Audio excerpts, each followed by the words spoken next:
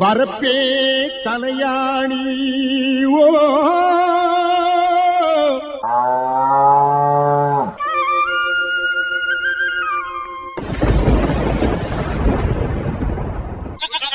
வாய்க்காலே பஞ்சுமெத்தே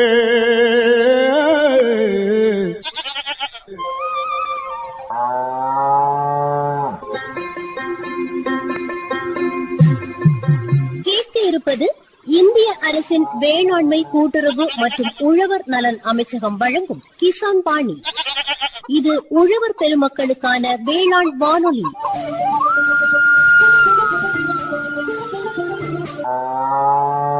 இந்நிகழ்ச்சியின் விளம்பரதாரர் இந்திய அரசின் வேளாண்மை கூட்டுறவு மற்றும் உழவர் நலத்துறை.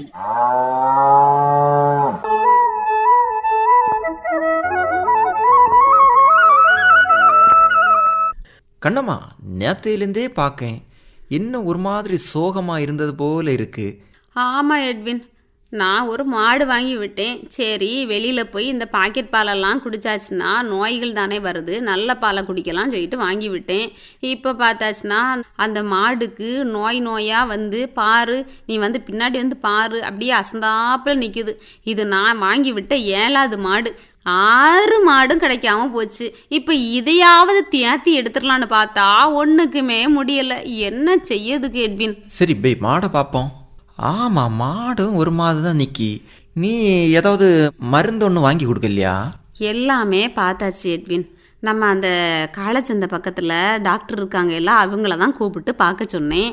அவர் பார்த்ததுக்கு பிறகு இதை தேத்திடலான்னு சொல்லிட்டு எனக்கு ஆறுதலை சொல்லிட்டு போனார். ஆனால் மாடை பார்க்கும்போது அப்படி தெரியலையே. சரி, நீ இன்சூரன்ஸ் அந்த மாதிரி போட்டிருக்கியா? மாடுக்கு எப்படி இன்சூரன்ஸ் போடுறதுக்கு? ஐயோ, மாட்டுக்கு இன்சூரன்ஸ் இருக்கு. கால்நடை மருத்துவமனையில் போய் கேட்டால் அவங்க சொல்லுவாங்க, ஆண்டுக்கு 400 ரூபா கட்டுனா அந்த மாடு நம்ம தவறி போயிடுச்சுன்னு பார்க்கும்போது கிட்டத்தட்ட ஒரு 35,000 ரூபா கிடைக்குமா. அப்படியா? நீ கிட்டத்தட்ட ஒரு 7 மாடு தவறி போயிட்ட. ஆமாம் எட்வின், இதை தெரிஞ்சிருந்தா நான் எல்லா மாட்டுக்கும் இன்சூரன்ஸ் போட்டிருப்பேனே. உனக்கு இதை பற்றி யாரு சொல்லி தந்தா எட்வின்? எனக்கு சொல்லி தந்ததை விட நீ அவர் சொன்ன விஷயங்களை கேளு. யாரு? எந்த ஊரு? கிள்ளியூரில் வெட்டுவலை இருக்கு இல்லையா? ஆமாம். அங்கிருந்து ஆல்பர்ட் ஜெனில் அவங்க வந்து பேசுகிறத கேளு. சரி எட்வின். ஐயா வணக்கம். ஐயா வணக்கம். ஐயா ஐயா, நீங்கள் விவசாயத்தை பொறுத்தவரை பார்க்கும்போது நீங்கள் எந்த மாதிரி விவசாயங்கள் வந்து செய்கிறீங்க? நான் வந்து பண்ணுறது பசு வளர்க்குறது, வாழை நடுறது, ஆடு மாடு, அந்த மாதிரி கோழி, இந்த மாதிரி விவசாயங்கள் பண்ணிகிட்ருக்கேன். இப்போ நீங்கள் வந்து ஆடு மாடு வளர்க்குறீங்க, அதேபோல் கோழி வளர்க்குறீங்க, அதேபோல் வந்து வாழையும் வச்சுருக்கீங்க. சரி, இந்த மாதிரி விவசாயத்தில் ஆர்வம் பார்க்கும்போது உங்களுக்கு எப்படி ஏற்பட்டுன்னு சொல்லலாம்? என்னோட ஆர்வம்னா, எங்கள் தாத்தா வந்து மாடு வச்சுருந்தாங்க, காளை மாடு, அந்த உழவுக்கெல்லாம் பயன்படுத்திய மாடு. அதில் நமக்கு அனுபவம் இல்லை, நம்ம குழந்தையாக இருக்கும்போது. எங்கள் அம்மா எல்லாம் வந்து ஒரு வீட்டு தேவைக்காக ஒரு பசு மாடு வச்சுருந்தாங்க. எனக்கெல்லாம் அதில் சுத்தமாக ஆர்வமே இல்லை சின்ன வயசில். கல்யாணத்துக்கு அப்புறம் பிறகுதான் 2010 அந்த ஸ்டேஜில் வந்து நம்ம ஒரு சின்ன கண்ணுக்குட்டி வாங்கி வளர்த்து, கண்ணுக்குட்டி வாங்கினதில் எங்கள் ஒரு ஒய்ஃபோட வீட்டிலேருந்து கொண்டு வந்து வளர்த்ததில் அப்போ அதில் ஒரு ஆர்வம் ஏற்பட்டு நம்ம வீட்டிலேயே கன்று போடி குட்டிகளை வளர்த்தோம். அப்படி ஒரு 10க்கு மேற்பட்ட பசுகளை வளர்த்துட்டு இருக்கேன். இப்போ இருந்தாலும் வந்து உங்கள் அப்பா அம்மா காலத்துலேன்னு பார்க்கும்போது அப்பவுமே வந்து உங்கள் வீட்டில் வந்து ஒரு பசுமாட்டு இருந்துன்னு சொல்லலாமா? ஆமாம், இருக்கலாம். ஆனால் ஒரு எங்கள் வீட்டில் பசு இல்லாத அப்படி இருந்தது ஒரு 5 வருஷம் 7 வருஷம் அந்த காலகட்டங்களில் தான் எங்கள் வீட்டில் சுத்தமாக பசுவே இல்லை அப்படின்னு சொல்கிறது. அப்போ வந்து உங்களுக்கு வந்து ஒரு சின்ன வயசுலேருந்து அனுபவம் இருக்குன்னு சொல்லலாம். ஆமாம். சமீபத்தில் பார்க்கும்போது எத்தனை பசுக்கள் வரை இருக்குது? இப்போ 12 பசு என்கிட்ட இருக்குது சொந்தமாக. அது வந்து நீங்கள் ஆரம்பத்தில் அந்த கன்று குட்டியிலேருந்து வாங்கி அதுலேருந்து எடுத்து அந்த குட்டியில் தானே இப்போ வச்சுருக்கீங்க, இல்லை வந்து நீங்கள் புதுசாட்டு வந்து இனங்களை வாங்கி வச்சிங்களா? இல்லை, நம்ம மொத்தமாக வாங்கினதுன்னு பார்த்தா ஒரு 5 பசு வெளியிலேருந்து வாங்கியிருப்போம், விலைக்கு வாங்கியிருப்போம். அதுக்கு மீதி இருக்கிறதெல்லாம் நம்ம குட்டியை வளர்த்தெடுத்தது தான், நம்ம வீட்டிலே உள்ள குட்டிகள். அப்படி பார்க்கும்போது எந்த மாதிரி என்ன பசுக்களை வந்து ஆரம்பத்துலேருந்து வாங்கினீங்க? நான் முதல்ல வாங்கினதெல்லாம் வந்து கெச்சப் அந்த பிரீடுகள் தான் வாங்கிட்டு இருந்தோம். அப்போ நமக்கு அந்த நேரம் எந்தெந்த பிரீடுகள் இருக்குன்னே நமக்கு தெரியாது. அதுக்கப்புறம் இயற்கை மருத்துவர் ஒரு ஆள் இருக்கார், அவர் சொன்னார் ஜெர்சி பசு ஒன்று வாங்கு அப்படின்னு. அப்போ அவரே எனக்கு ஒரு ஜெர்சி பசு வாங்கி கொடுத்தாங்க. அப்புறம் வந்து நம்ம அந்த சமூக வலைதளங்கள் அப்படி இப்படி பார்க்கும்போது நிறைய பேர் கருத்து போட்டிருந்தாங்க, இந்த கிர்ரு இந்த மாதிரி இனங்கள் தான் வந்து நாட்டு பசுக்கள் அப்படின்னு. அப்போது அவர்கிட்ட அந்த நாட்டு மருத்துவர்கிட்ட சொல்லி தான் நம்ம ஒரு கிர் குட்டி வாங்கி வளர்த்து அதுலேருந்து நம்ம வீட்டிலே 2 குட்டி அந்த கிர்ரை போட்டு, அதில் ஒன்று வந்து இந்த கோமாரி அந்த நோய் தாக்கத்தில் அது போயிட்டு அந்த குட்டி அதுக்கு அடுத்த இது வந்து அந்த கிர் திரும்பவும் குட்டி போட்டு அந்த குட்டி நம்மள்ட்ட இருக்கு, வளர்த்துட்டு இருக்கேன். இப்போ அதை இப்போ ஒரு 3 பசுகள் தான் கிர் இருக்குது. பாக்கி என்ன மாதிரி இனங்கள் இருக்கு? மீதி வந்து என்கிட்ட இருக்கிறது ஹெச்எப் தான் இருக்கு. இது வந்து நீங்கள் வந்து சந்தையிலேருந்து வாங்கினதா இல்லை வந்து உங்களுக்கு தெரிஞ்ச ஹோல்சேல்லேருந்து வாங்கினது தானா? நம்ம விவசாயிகள்ட்ட மட்டும்தான் வாங்கியிருக்கேன். மற்ற மாதிரி சந்தைக்கெல்லாம் போய் பசுக்கள் வாங்கிட்டே இல்லை நம்ம இது வரைக்கும். சரி, இந்த மாதிரி நீங்கள் கிர் இனங்கள் வாங்கணும்னு பார்க்கும்போது அது வந்து நீங்கள் குட்டியிலேருந்து வாங்கினா இல்லை வந்து தாய் பசுலேருந்து வாங்கினா? இல்லை குட்டி தான் வாங்கினோம். நம்ம எத்தனை மாத குட்டியிலேருந்து வாங்கினோம்? நம்ம 1 வயசான குட்டி வாங்கினோம் வாங்கும்போது. சரி, அது பராமரிப்புன்னு பார்க்கும்போது அந்த குட்டியிலேருந்து நீங்கள் எப்படி பராமரிக்க ஆரம்பிச்சிங்க? இப்போ ஏற்கனவே வந்து உங்களுக்கு ஒரு முன் அனுபவம் இருந்துன்னு சொல்லலாம். ஆமாம், எனக்கு வந்து கிர்ரு வாங்குறதுக்கு முன்னாடி எனக்கு அனுபவம் இருக்குது பசு வளர்ப்பில். ஏன்னா ஹெச்எப் ஒரு 10 வருஷத்துக்கு மேலே அனுபவம் வந்துட்டு அதுக்கு முன்னாடி. ஆனால் கிர்ரு வாங்கும்போது வந்து எனக்கு கிர்ரை பற்றி எதுவும் தெரியாது, உண்மையாகவே சொன்னால் தெரியாது. ஆனால் வந்து கிர்ருக்கும் ஹெச்எப்புக்கும் என்ன வித்தியாசம்னா, ஹெச்எப் எல்லாம் வந்து நோய்பட்டால் உடனே நம்மளால் தெரிஞ்சிடலாம். அது ஒரு ஏதாவது ஒரு சிம்டம்ஸ் இருக்கும். ஒரு உதாரணம் சொன்னால் ஒரு காய்ச்சல்னால அதுக்கு தண்ணி அந்த மாதிரி மூக்கிலேருந்து தண்ணி அந்த மாதிரி எல்லாம் வடியும். ஆனால் இந்த கிர்ரு வந்து அந்த இனங்கள் வந்து நல்லா நோயை தாங்கும். ரொம்ப அதுக்கு முடியாமல் ஆனாதான் நமக்கு தெரியும், இல்லைன்னா கண்டுபிடிக்க கொஞ்சம் சிரமம். சரி, இருந்தாலும் வந்து ஆரம்பத்துலேருந்து அந்த கொட்டையினோட அமைப்பு வந்து என்ன அளவில் வச்சுருந்தீங்க? முதல்ல வந்து ஒரு சின்னதாக இருக்கும்போது ஒரு 30 அடி தான் வச்சுருந்தோம். இப்போ வந்து அதை விரிவாக்கம் பண்ணி 60 அடி பக்கம் அதை விரிவாக்கம் பண்ணி வச்சுருக்கோம். இப்போ தரைத்தளத்தை பொறுத்தல பார்க்கும்போது எந்த மாதிரி போட்டிருக்கீங்க? நாங்கள் வந்து எல்லோரும் வந்து அங்கே கல் அந்த மாதிரி தான் பாயிருப்பாங்க. நான் வந்து அது வந்து மொத்தமாகவே சிமெண்ட் போட்டு அப்படி தான் போட்டு நம்ம வீடு அந்த மாதிரி வச்சிருக்க மாதிரி சிமெண்ட் போட்டு நம்ம சுத்தம் பண்ணி வைக்க. நம்ம தொழுவத்துலேயே விட்டு தான் எல்லா மாடையும் கழுகுறது எல்லாமே தொழுவத்துக்குள்ளே விட்டுது. அதுக்கப்புறம் கழுவிட்டு தான் மேய்ச்சலுக்கெல்லாம் வெளியில் கட்டுறது. அதனால் தொழுவம் வந்து நமக்கு சிமெண்ட் தரம் தான் போட்டு. இது கூரையை பொறுத்தவரை பார்க்கும்போது நம்ம சீட்டு தான் போட்டிருக்கோம். அப்போ வந்து நீங்கள் அந்த காற்றோட்டம் மாட்டு விசாலமாக வச்சுருக்கீங்க. ஆமாம் ஆமாம் ஆமாம். இப்போ ஒரு கண்டுக்குட்டியை பொறுத்தவரை பார்க்கும்போது சின்னைக்கு பருவம்னு பார்க்கும்போது எத்தனை வயது வரை ஆகும்? ஹெச்எப்லாம் வந்து 1.25 வயசுலேயே வந்து அது சினைக்கு பருவம். நான் வந்து 1.5 வயசுக்கு மேலே தான் அது சினை ஊசி போடுறது, 1.5 வயசுக்கு மேலே. ஆனால் கிர் ரகங்கள் வந்து கண்டிப்பாக வந்து 2 வயசுக்கு மேலே தான் சினை பருவம் வருது. நாட்டு மாடுகளில் வந்து மேக்ஸிமம் அப்படி தான் வரேன்னு சொல்கிறாங்க. ஆனால் கிர் வந்து நம்ம வீட்டில் இருந்ததுனால அது 2 வயசுக்கு மேலே தான் அந்த சினை பருவத்துக்கு வருது. இது பார்க்கும்போது அந்த கிர் இனத்துக்கும் அந்த ஹைட்ஸ் இனத்துக்கும் வந்து அந்த பசுவினுடைய அந்த அளவுலையோ இல்லைன்னா ஹைட்லேயோ வித்தியாசங்கள் இருக்கா? இருக்குது சார். அதாவது இப்போ கிர்ருக்கும் ஹெச்எப்புக்கும் வித்தியாசம் இருக்கான்னு கேட்டால் கண்டிப்பாக இருக்குது. இப்போ நம்ம பால் மாட்டை எடுத்துக்கிட்டேன்னா கூட கிர் வந்து நம்ம இப்போ ஒரு 10 லிட்டர் நார்மலாக அது கறக்குன்னா அந்த 10 லிட்டர் பால் எடுத்தோன்னா அதுக்கு உடம்பு வந்து கொஞ்சம் கூட இளைக்காமல் அப்படியே இருக்கும். ஆனால் ஹெச்எப்பெல்லாம் வந்து அப்படி இல்லை. பால் அதிகமாக கொடுக்குதுன்னா அந்த மாட்டோட கால்சியம் குறைபாடெல்லாம் அதில் ஏற்படும். நோய்படியாக தான் அதில் ஒன்றாவது காரணம். பால் அதிகமாக கொடுக்கும், ஆனால் வந்து அதுக்கு உடல் வந்து எடை குறைஞ்சிட்டே தான் இருக்குது. நம்ம அந்த பால் எடுக்கிற காலங்களில் குறைஞ்சிட்டே தான் இருக்குது. ஆனால் கிர் இனங்கள் வந்து அப்படியே நம்ம சினை பருவத்தில் எப்படி இருக்குதோ அந்த மாதிரியே அந்த மாடுகள் அப்படியே இருக்கும். அந்த நாட்டு பசு அந்த கிர் இனத்தை பொறுத்தவரை பார்க்கும்போது அது வந்து நோய் எதிர்ப்பு சக்தியை தாங்கி வளரக்கூடிய பசுக்கள்னு சொல்லலாம். ஆமாம். இது வந்து ஹைட்ஸ் இந்த மாதிரி ஒரு நோய் எதிர்ப்பு வந்து கொஞ்சம் குறைவாக இருக்குது, கம்மியாக தான் இருக்குது. இது வந்து நம்ம இயற்கை முறையில் உணவுகள் குடிக்கிறதுலையும் கொஞ்சம் இது இருக்குது. நம்ம அந்த எள்ளு புண்ணாக்கு நம்ம அது பாலுக்காக இப்போ விவசாயம் சொல்கிறது அதிக வருமானத்துக்காக தான் பண்ணோம் இப்போ இருக்கிற நிலைமையில். ஆனால் நம்ம எள்ளு புண்ணாக்கு அப்படியெல்லாம் கொடுப்போம். நாங்கள் முதல்ல வந்து இயற்கை முறை உணவு தான் முதல்ல கொடுத்துட்டு இருந்தோம்னா கம்பு, கேழ்வரகு, மக்காச்சோளம் இதை மட்டும் பிடிச்சிட்டு தேங்காய் புண்ணாக்கு, கோதம்பு தவிடு தான் இதுக்கு கூட சேர்ப்போம். ஆனால் இதை வந்து நமக்கு கொஞ்சம் சிரமம். வெந்நி போட்டு அதிலேயே தட்டி மூடி வச்சு 1 மணி நேரம் கழிச்சு எடுத்து அப்படி தான் கொடுக்கணும். ஆனால் அந்த அளவுக்கு நம்ம வருமானம் கொஞ்சம் குறைவாக இருக்குது. வருமானம் குறையும் போது நம்ம அதை நஷ்டப்படும் போது நமக்கு கொஞ்சம் சிரமம் ஏற்படுறதுனால தான் இந்த மாதிரி தீவனங்களுக்குள்ளே போகிறோம் திரும்பவும். சரி, இந்த மாதிரி ஆரம்பத்திலேன்னு பார்க்கும்போது ஒரு கண்டுக்குட்டி வந்து சின்ன பருவத்துக்கு வரும்போது பார்க்கும்போது அது வந்து நீங்கள் இயற்கை முறையில் கருவூட்டல் செய்கிறீங்களா இல்லை வந்து செயற்கை முறையில் கருவூட்டல் செய்கிறீங்களா? இயற்கை முறையில் கருவூட்டல் இப்போ கொஞ்சம் சிரமம் தான். நம்ம எங்கள் ஊரை பொறுத்த வரைக்கும் அதுக்கான வாய்ப்புகள் இல்லை. நம்ம செயற்கை முறையில் டாக்டர்ஸை கூப்பிட்டு தான் கருவூட்டல் பண்ணுறோம். இப்போ ஒரு சின்ன பிடிச்சிருக்குன்னு பார்க்கும்போது எவ்வளோ நாள் இடைவெளி பிறகு நமக்கு தெரிய வாய்ப்பு இருக்கும்? அதாவது நாங்கள் எப்படி செக் பண்ணுறோம் அப்படின்னாக்க இப்போ 22வது நாளைக்குள்ளே திரும்ப மாச்சி போடலைன்னா மாடு சினைப்பட்டிருக்கு அப்படின்னு ஒரு மனசுக்குள்ளே யோசிக்கிறோம், சிந்திச்சு வச்சுருக்கிறோம்.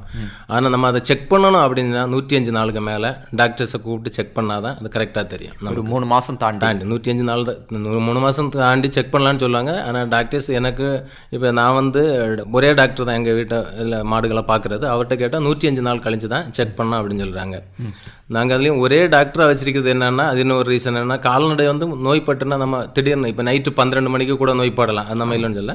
ஆனால் அப்படி கூப்பிட்டா ஒரு டாக்டர் வரணும். அப்போ ஏன்னா மனுஷனை ஒரு பிள்ளை ஏதாவது யாருன்னா தூக்கிட்டு போகலாம், ஆனால் இதை கொண்டு போக முடியாது. அப்படிங்கிறதுனால எனக்கு ட்ரீட்மெண்ட் அந்த மாட்டுகளுக்கு ட்ரீட்மெண்ட் பார்க்குற டாக்டர் அவர் எப்போ கூப்பிட்டாலும் வருவார். அதனால நாங்கள் ஒரே டாக்டர். அப்போ அவர் என்ன சொல்லுவார்னா 105 நாள் தாண்டி செக் பண்ணுங்க, அதுதான் நல்லது அப்படின்னு. இப்போ ஆரம்பத்துலேருந்து கண்டுக்குட்டிகளுக்கு பொறுத்தளவு பார்க்கும்போது ஒரு உணவு கொடுத்துருப்பீங்க. சின்ன பிடிச்ச பிறகு அதில் வந்து உணவுகள் மாற்றங்கள் செய்கிறீங்களா? ஆமாம், சினை பிடிச்சுன்னா இப்போ 3.5 மாதம் தாண்டிடுச்சுன்னா கண்டிப்பாக புளியமுத்தெல்லாம் கொடுக்கறது கிடையாது, நாங்கள் சுத்தமாக கொடுக்கறது இல்லை. 5-6 மாதம் தாண்டியாச்சுன்னா தேங்காய் புண்ணாக்கு நாங்கள் கொடுக்கறது இல்லை. ஆனால் 8 மாதத்துக்கு அப்புறம் கண்டிப்பாக ஒரு 1/2 கிலோயாவது அந்த அளவுக்காவது எள்ளு புண்ணாக்கு சேர்த்தே கொடுப்போம். அதுக்கு இப்போ உணவு கொடுக்குறேன்னு பார்க்கும்போது எந்த மாதிரி டைமில் வந்து நீங்கள் கொடுக்குறீங்க? நான் இப்போ எங்கள் வீட்டில் எல்லாம் உணவு கொடுக்குறது வந்து காலைல நாங்கள் 4:30க்கு பால் எடுப்போம். பால் எடுத்து முடித்த உடனே 5 மணிக்கு முன்னாடி எல்லாத்துக்கும் தண்ணி வச்சிருவோம். காலைல உள்ள தண்ணி வச்சிருவோம். வச்சு கட்டிட்டு உடனே கழுவோம். சிலமா ஒரு 7:30-8 மணிக்குள்ளாடி கழுவி எல்லாம் முடிச்சுட்டு கொஞ்சம் நேரம் மேய்ச்சலுக்கு விடுவாங்க. அதுக்கப்புறம் கரெக்டாக 12 மணிக்கு அடுத்த ட்ரிப்பை தண்ணி வச்சு தொழுத்தில் கட்டிடுவாங்க. அது மதியம் பால் எடுக்கிறதுக்காக கட்டிடுவோம். அதுக்கப்புறம் சாயங்காலம் வந்து 5 முதல் 6 மணிக்கு முன்னாடி எல்லா மாட்டுக்கும் தண்ணியை கொடுத்துட்டு 7 மணிக்கு முன்னாடி வெள்ளம் வைக்கல்லாம் வச்சு முடிச்சிடுவோம். இது வந்து நீங்கள் பராமரிக்கிறது வந்து நீங்களே பராமரிக்கிறா இல்லை வேலைக்கு ஆட்கள் அந்த மாதிரி? இல்லை. இப்போ எங்கள் வீட்டில் நான் என்னோட மனைவி அம்மா குடும்பமாக தான் பராமரிக்கிறோம். குடும்பம் மட்டும் தான் இந்த 13 பசுமாடை வந்து பார்க்குறீங்க? ஆமாம். இது கூட சொன்னீங்க வந்து நீங்கள் வந்து மேய்ச்சலுக்காக வந்து பசுகளை வெளியே விட்டு கட்டுறீங்கன்னு சொல்லுவீங்க. அப்படி பார்க்கும்போது எந்த மாதிரி இடத்துல வந்து நீங்கள் மேய்ச்சலுக்கு விட்டுறீங்க? இப்போ நிறைய பேர் அந்த தரிசு நிலங்களாக இருக்கும், அதில் இந்த மழைக்காலங்களில் புல் முளைக்கும். அப்போ எங்கள் அம்மா வந்து என்ன பண்ணுவாங்கன்னா எல்லா மாடையும் அந்த இடத்துல விடுவாங்க. காலைல கொண்டு விடுறது அம்மா விடுவாங்க. சில வேளை திருப்பி கூட்டு வரக்கு அவங்களால முடியாது. அப்போ நம்ம யாராவது வீட்டில் இருக்கவங்க போய் கூட்டுறோம். இல்லைன்னா அவங்க ஒன்றுன்னா அதுக்கு முன்னாடி இந்த மத்தியானம் தண்ணி வைக்கிறதுக்கு முன்னாடி காலைல கொண்டு போயிட்டு மத்தியானத்துக்கு முன்னாடி வீட்டுக்கு கொண்டு வந்துடுவாங்க. இப்போ மேய்ச்சல்கள் பார்க்கும் வந்து அவிழ்த்து விட்டுதான் இந்த கட்டு போட்டு அந்த மாதிரி மேய்ச்சல் அம்மா அங்கேயே இருந்து மேய்க்கிறாங்கன்னு அவுத்தே விட்டு மேய்ப்பாங்க. இல்லை விட்டுட்டு டிஃபன் சாப்பிட ஏதாவது வீட்டுக்கு வரேன்னாக்கா கட்டி விட்டு வருவாங்க. இது பார்க்கும்போது இந்த சினை மாடுகளையும் வந்து நீங்கள் வந்து மேய்ச்சலுக்கு கொண்டு போகிறீங்களா? ஆமாம், 5 மாதம் 6 மாதம் அந்த ஸ்டேஜ் வரைக்கும் நம்ம வெளியில் கொண்டு போய் மேய்ச்சலுக்கு கொண்டு போவோம். அதுக்கு பிறகுன்னா நம்ம வீட்டு அந்த இதுக்குள்ளே தான் மேய்ச்சல் விட்டுறதுன்னா அப்படி இருக்குது. இது புல் அறுவடை அந்த மாதிரி பண்ண போவீங்களா? ஆமாம், அது எங்கள் வீடை சுற்றி இருக்கவங்க நிலத்துல எல்லாம் இருக்கிறது, நாங்கள் வாழ வச்சிருக்கிறது அந்த இடங்கள்ல எல்லாம் இருக்க புல் நாங்கள் பறிச்சே தான் போடுறது மாடுகளுக்கு. இது பார்க்கும்போது இப்போ ஒரு பசுவை பொறுத்தவரை பார்க்கும்போது குட்டி போடுற டைம்லேன்னு பார்க்கும்போது நீங்கள் எப்படி விழிப்போட இருக்கிறீங்க?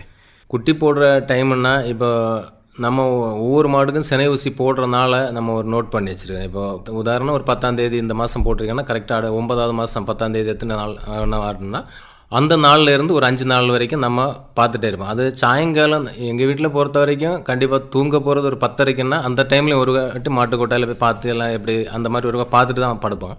இருந்தாலும் அதுக்கு முன்னாடி 10 மணிக்கு முன்னாடியே அந்த ஏதாவது சிம்டம்ஸ் நம்ம ஒரு மாச்சி நல்லா போடுது குட்டி போடும் அப்படிங்கிற எண்ணம் இருந்துச்சுன்னா நாங்கள் யாராவது ஒரு ஆள் விழிப்போட இருந்து பார்க்குறாரு. தூங்குறதுக்கு டைம் இருக்காது. சில டைம் அதாவது ஏதோ 1-2 நம்மள்ட்ட மிஸ் ஆகி ஒரு குட்டி ஏதாவது நம்ம இல்லாமல் போட்டிருக்கிறத தவிர இது வரைக்கும் எல்லாமே குட்டி போடுறதெல்லாம் எங்கள் கண் பார்வையிலே தான் போட்டிருக்கு. சரி, இப்போ இந்த குட்டி போடும்போது கூட வந்து நீங்கள் வந்து அந்த குட்டிகளை வந்து எப்படி இந்த எடுத்து நீங்கள் அந்த தாய்க்கு முன்ன போடுறீங்க? இப்போ குட்டி போடுறதுன்னா இப்போ சில பசுக்கள் வந்து குட்டி போடும்போது குட்டி கொஞ்சம் பெருசாக இருந்தோன்னா கொஞ்சம் கஷ்டப்படும். அப்போ நம்ம கொஞ்சம் அந்த காலெல்லாம் பிடிச்சி இழுத்து தான் எடுப்போம். அந்த முன்னங்கால அந்த தலையும் பிடிச்சி இழுத்து தான் எடுப்போம். எடுத்து உடனே அதை நம்ம என்ன வேணால் ஒரு துணியினால தொடச்சிட்டு சுத்தம் பண்ணிவிட்டு அதுக்கு தாய் பசுவோட வாய்ப்பகுதியில் கொண்டு கொடுத்துருவோம். உடனே மாட்டுக்கு தண்ணி வைக்கிறதுக்கு அது அந்த மாதிரி எல்லாம் பண்ணியதுக்கு முன்னாடி அதை தாய் பசுக்கு வாய்ப்பகுதியில் கொண்டு கொடுத்துருவோம். அதுதான் அதுக்கப்புறம் சுத்தம் பண்ணும். எப்படி இல்லைன்னா தாய் பசு என்னென்னா அது குட்டி அதுக்கு வாய்ப்பகுதிக்கு எட்டே இல்லைன்னா அது அங்கிட்டு இங்கிட்டு சாடிட்டே தான் இருக்கும். அப்போ நம்ம அதை குட்டியை கொண்டு கொடுத்தோன்னா அது பேசாமல் அதுக்கு கொஞ்சம் ஃப்ரீ ஆகிரும். அதுக்கப்புறம் அதுக்கு மற்ற காரியங்களை நம்ம திரும்ப பார்க்கணும். அது வந்து பால் குடிக்கிறேன்னு பார்க்கும்போது அது எவ்வளோ நேரம் கழிச்சு வந்து அந்த பால் குடிக்க ஆரம்பிக்கும்? கிர் இனங்கள் எல்லாம் வந்து 1 மணி நேரத்துக்குள்ளாடியே அது நல்லா நம்ம சாதா ஒரு 2 நாள் ஆன குட்டிய மாதிரியே 1 மணி நேரத்துக்கு முன்னாடி எழும்பி ஓடிட்டு அது தாய் பசுவிட்ட பால் எல்லாம் குடிச்சிடும். இந்த ஹெச்எப் இனங்கள் ஜெர்சி இனங்கள் வந்து பார்த்தீங்கன்னா சில பசுக்கள் தான் வந்து உடனே எழும்பியது குட்டிகள் உடனே எழும்பியது தாய் பசுவிட்ட பால் குடிக்குது. சிலதெல்லாம் வந்து ஒரு 2 மணி நேரம் 3 மணி நேரம் வரைக்கும் ஆகும் பால் குடிக்கணும். என்ன அதுவும் நம்ம முதல் பால் அந்த சீம்பால்லாம் நம்ம எடுத்ததுக்கு பிறகு தான் சில குட்டிகளே பால் குடிக்கும். ஆனால் இந்த கிர்தனங்கள் வந்து அப்படி இல்லை, அது எதுவுமே பொருட்படுத்தாது, அதுவே எழும்பிடும், உடனே அது ஒரு மணி நேரத்துக்கு முன்னாடி கண்டிப்பாக பால் குடிச்சிடும். சில பசுகள் குட்டிகள் வந்து தானே போய் குடிச்சிடும். அது நம்ம எழும்பி அதோட தாய் பசுவோட மடிப்பக்கம் வந்துன்னா நம்ம லேசாக சப்போர்ட் பண்ணாலே அது குடிச்சிடும். இது குட்டி போட்டையிலேருந்து இப்போ நஞ்சு கொடியை பொறுத்தவரை பார்க்கும்போது எத்தனை மணிக்கூர் கழிஞ்சு அது இவ்வளோ வாய்ப்பு இருக்கும்? நஞ்சு கொடி நார்மலாக வந்து ஒரு பசுக்கு அந்த டாக்டர்ஸ் சொல்லுவாங்க 8 மணி நேரம் வரைக்கும் ஆகும் அப்படின்னு. ஆனால் ஆமாம் விளையாதுக்கு 8 மணி நேரம் வரைக்கும் நம்ம வெயிட் பண்ணலாம் அப்படின்னு சொல்லியிருக்காங்க. ஆனால் வந்து நம்ம வந்து சில பசுகளுக்கு வந்து 1 மணி நேரம் 1.5 மணி நேரத்துலேயே விழுந்துடும். வேற பிரச்சனை இல்லை அப்படிங்கிற பசுக்களுக்கு வந்து இந்த குறைந்தபட்சம் ஒரு 4 மணி நேரத்துலயாவது கண்டிப்பா அந்த 5 கொடி விழுந்துடும். நம்ம கொஞ்சம் தண்ணி ஏதாவது வச்சோம்னா விழுந்துடும். இல்லை அதுக்கு மேலே காலதாமதம் ஆகுதுன்னா அது கொஞ்சம் சின்ன பிரச்சனைகளோட அந்த 8 மணி நேரமா அப்படிதான் பார்க்க வேண்டியிருக்கும். அந்த மாதிரி பார்க்கும்போது நீங்க கால்நடை மருத்துவரை கூப்பிட்டு அப்படி எடுக்கிறது. ஆமாம், மருத்துவரை கூப்பிட்டு என்னோட டாக்டர் இது வரைக்கும் 8 மணி நேரம் வரைக்கும் வெயிட் பண்ணுங்க அப்படிதான் சொல்லுவாங்க. சொல்லி 8 மணி நேரம் ஆயிடுச்சுன்னா நம்ம ஒன்றா சொல்லுவோம், இல்லை 8 மணி நேரம் ஆயிடுச்சு அப்படின்னு சொன்னா அவங்க உடனே வந்து அவங்களே வந்து எடுத்து தான் இது பண்ணுவோம். இது பாலை பொறுத்தவரை பார்க்கும்போது நீங்க அந்த குட்டிகளுக்கு கொடுத்து எத்தனை நாளுக்கு பிறகு வந்து நீங்க வீடுகளுக்கு எடுக்கிறீங்க? வீடுகளுக்கு எடுக்கிறது இன்னைக்கு நைட்டு குட்டி போட்டுன்னா நம்ம 4லேருந்து 7 நாளத்தைக்கு நம்ம அந்த பால் எடுக்க மாட்டோம், வீட்டுக்கு எடுக்க மாட்டோம். அது வந்து அந்த குட்டிகளுக்கு கொடுக்கியதான். சரி, இந்த பால்களை வந்து நீங்க வந்து வீடுகளுக்கு கொடுக்குறீங்களா இல்லை வந்து சொசைட்டிக்கு அந்த மாதிரி கொடுக்குறீங்களா? இல்லை, நம்ம மொத்தமாக பால் சொசைட்டி தான் கொடுக்குறோம். சொசைட்டி தான் கொடுக்குறீங்க. அந்த சொசைட்டி கொடுக்குறேன்னு பார்க்கும்போது அவங்க வந்து எடுத்துட்டு போறோம், இல்லை நீங்க வந்து சொசைட்டி கொண்டு கொடுக்குறதா? இல்லை, அவங்க வீட்டில் வந்து எடுப்பாங்க. எங்கள் அந்த லைனில் பால் வந்து சொசைட்டிலேருந்து ஒவ்வொரு ரூட்டுக்கும் ஒரு பால் வெண்டர்னு வச்சுருக்காங்க. அவங்க ஒவ்வொரு ரூட்டுக்கும் போகும்போது எடுப்பாங்க. அதே மாதிரி எங்கள் ரூட்டில் ஒரு ஆள் வருவாங்க, அவங்க நம்ம சொன்னோன்னா அப்படியே ரெகுலராக வந்து எடுத்துருவாங்க. அப்போ உங்கள் வீட்டு தேவைக்கு மட்டும் பாலை எடுத்துகிட்டு வந்து நீங்கள் வந்து சொசைட்டியில் வந்து கொடுக்குறீங்க. ஆமாம். ரூபாயை பொறுத்தவரை பார்க்கும்போது எப்படி வாங்குறீங்க? இப்போ மாதம் தவணையாட்டு வாங்குறீங்களா இல்லை வாரம் மாட்டு வாங்குறீங்களா? இல்லை, எங்களுக்கு அப்படி வராது. எங்களுக்கு அந்த சொசைட்டிலேருந்து எல்லாருக்கும் இப்போ 1ஆம் தேதி ஒரு பேமெண்ட்டு, 13ஆம் தேதி, 23ஆம் தேதி, அப்படி ஒரு மாதத்துக்கு வந்து ஒரு 3 கணக்கில் வந்து ரூபாயை தராங்க. அது வந்து கையில் தருவாங்களா இல்லை வங்கியில் வர வச்சு தருவாங்க? எனக்கு வந்து வங்கி கணக்கில் தான் வரும். சரி, கிட்டத்தட்ட இப்போ உங்கள்கிட்ட ஒரு 13 பசுமாடு கிட்ட இருக்குன்னு சொன்னீங்க. சரி, இப்போ எந்த மாதிரி சந்திக்கும் சவால்களை வந்து நீங்கள் சந்திச்சிருக்கீங்க? சவால்கள்னா நான் என்னை பொறுத்த வரைக்கும் இதில் ரொம்ப கஷ்டப்பட்டிருக்கேன். அனுபவம் இல்லாமல் தொடங்கினோம். அப்போ வந்து எனக்கு 2 மாடு 3 மாடு இருந்து அதுக்கப்புறம் ரொம்ப மாடுகள் ஆன பிறகும் குட்டிகள் வந்து எனக்கு இப்படி நிறைய பசுக்கள் இருக்கும்போது என்னோட ஒரு 10 குட்டிக பக்கமே இருந்தது அதுக்கு மேலே. அப்போ கிரு குட்டியும் இருந்தது அதுக்கு கூட. அப்படி இருக்கும்போது தான் ஒரு திடீர்னு இந்த கொரோனா காலம் முடிஞ்ச ஒரு கோமாரி அந்த வைரஸ் தாக்குதல் ஏற்பட்டு அப்போ ரொம்ப எல்லாருமே ரொம்ப கவலை அடைஞ்ச ஒரு காலம் அதில். அப்போ என்னன்னா ஒரே நாள் என் வீட்டில் 6 கன்றுக்குட்டியே இறந்துருக்கு ஒரே நாளில். கோமாரி நோயில். சரி, அந்த மாதிரி வரும்போது நீங்கள் தடுப்பூசி இந்த மாதிரி போட்ட அனுபவங்கள் இல்லையா? ஆமாம், எல்லாமே நம்ம பார்த்துட்டு தான் இருந்தோம். எல்லாமே ட்ரீட்மெண்ட் மருத்துவ செலவுன்னா அப்போ வந்து 10 மாடுகளுக்கு மேலே வந்து கோமாரியால் தாக்கப்பட்டு தான் இருக்குது. ஒரு மாடு தான் கறவையில் இருக்குது. நம்ம அது எவ்வளோ தூரத்தில் டிஸ்டன்ஸ் மெயின்டைன் பண்ணி கட்டினாலும் அதுக்கு அந்த நோய் தாக்குது. இருந்தாலும் அந்த டைம் வந்து நீங்கள் அந்த பசு மாடுகளை வந்து தனியாக விட்டு தான் கட்டி வச்சுருந்தீங்க. ஆமாம்.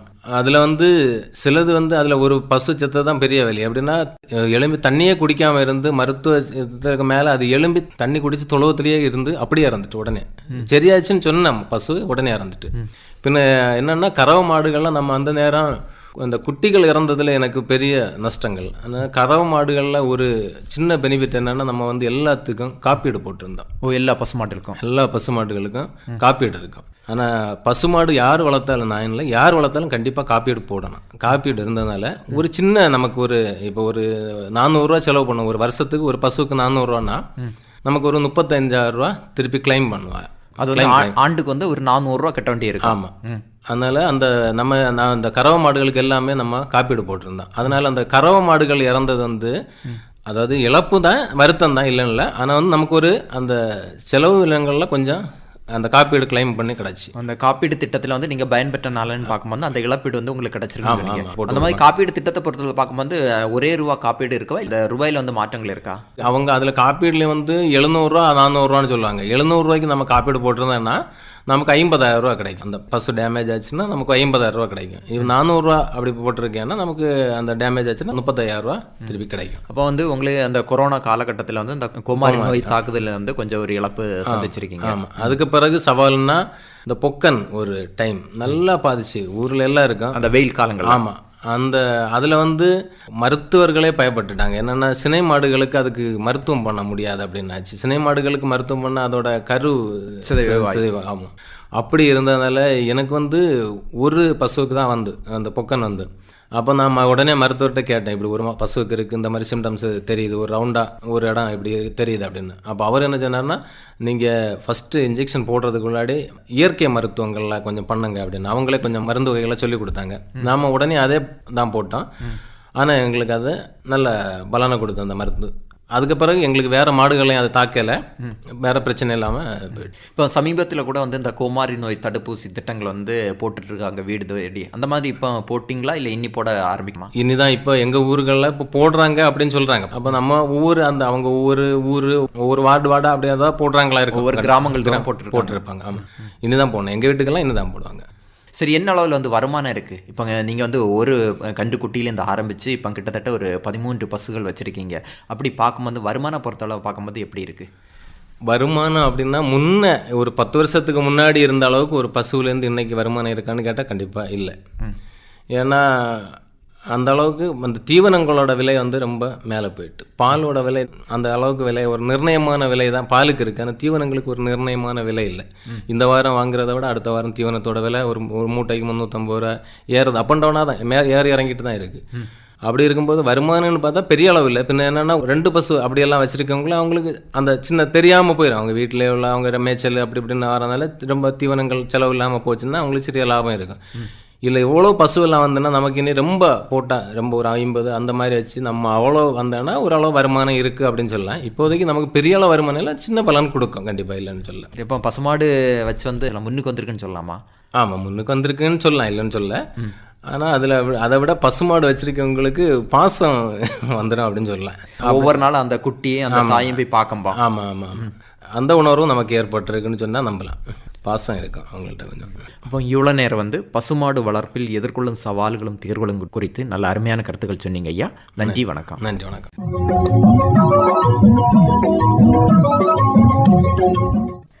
இதுவரை பசுமாடு வளர்ப்பில் எதிர்கொள்ளும் சவால்களும் தீர்வுகளும் நேர்முகம் கேட்டீர்கள். பங்கு பெற்றவர் கிள்ளியூர் வெட்டுவிளை எஃப். ஆல்பர்ட் ஜெனில் அவர்கள். உடன் உரையாடியவர் டி.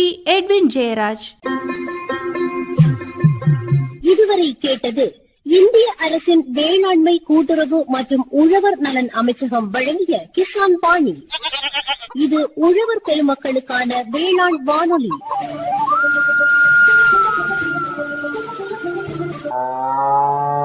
இந்நிகழ்ச்சியின் விளம்பரதாரர் இந்திய அரசின் வேளாண்மை கூட்டுறவு மற்றும் உழவர் நலத்துறை.